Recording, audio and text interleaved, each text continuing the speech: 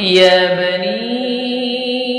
إسرائيل اذكروا نعمتي التي أنعمت عليكم وأوفوا بعهدي أوف بعهدكم وإياي فارهبون وآمنوا بما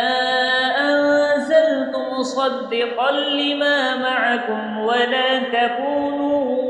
أول كافر به ولا تشتروا بآياتي ثمنا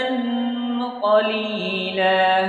وإياي فاتقون ولا تلبسوا الحق بالباطل وتكتموا الحق وأنتم تعلمون وأقيموا الصلاة وآتوا الزكاة واركعوا مع الراكعين أتأمرون الناس بالبر وتنسون أنفسكم وأنتم تتلون الكتاب